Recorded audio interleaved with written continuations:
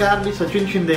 आपण पाहताय आपल्या परिसरातील सर्वात जलद आणि विश्वसनीय बातमीपत्र सांगणारं महाराष्ट्र लाईव्ह हे यूट्यूब चॅनल। आपल्या ह्या यूट्यूब चॅनलमध्ये तुम्हा सर्वांचं मनपूर्वक स्वागत।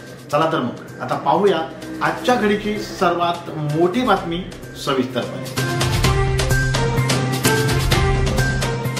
दुचाकीवरून जाणाऱ्या सेवानिवृत्त सैनिकाला अडवून दोघांनी पोलीस असल्याचा बहाणा केला। लायसन्स दाखवण्यास सांगून सध्या चोऱ्या होत आहेत असं सांगून अंगावरील दागिने काढून डिक्कीत ठेवायला सांगितले। दागिने व्यवस्थित ठेवले का हे पाहण्याचा बहाणा करून हातचलाकी करून त्यांनी 75,000 रुपयांचे दागिने चोरून नेले। या प्रकरणी लोहगाव येथील 60 वर्षाच्या सेवानिवृत्त सैनिकानं विमानतळ पोलीस ठाण्यात फिर्याद दिली आहे। त्यावरून पोलिसांनी दोघांवर गुन्हा दाखल केलाय। ही घटना संतनगर मधील लोहगाव वाघोली रोडवरील इंडियन ऑइल पेट्रोल पंपासमोर सोमवारी सकाळी 10 वाजण्याच्या सुमारास घडली आहे। याबाबत पोलिसांनी दिलेल्या माहितीनुसार फिर्यादी हे हवाई दलातून डिसेंबर 2021 मध्ये सेवानिवृत्त झाले असून पुण्यात स्थायिक झाले आहेत।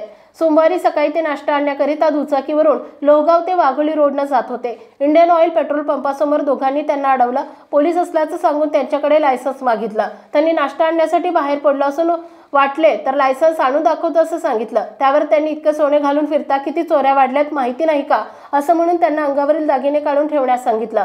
त्याप्रमाणे त्यांनी सोनसाखळी आणि अंगठी काढून डिक्कीत ठेवली। तेव्हा एकानं व्यवस्थित ठेवली आहे ना असं बोलून त्यांना डिक्की उघडायला लावली। त्याचवेळी दुसऱ्यानं त्यांना बोलण्यात गुंतवलं। पहिल्यानं दुचाकीची डिक्की बंद केली। ते दोघे विमाननगरकडे जाणाऱ्या रोडनं मोटरसायकलवरून निघून गेले। त्यांनी डिक्की पुन्हा उघडून पाहिली तर त्यात 75,000 रुपयांची सोनसाखळी अंगठी नव्हती। पोलीस उपनिरीक्षक नवनाथ क्षीरसागर तपास करतायत। आपल्या भागातील बातम्या पाहण्यासाठी यूट्यूबवर महाराष्ट्र लाईव्ह न्यूज चॅनलला यूट्यूबवर सबस्क्राइब करा आणि बेल आयकॉन प्रेस करा। तसेच आमच्या फेसबुक पेजला फॉलो करा।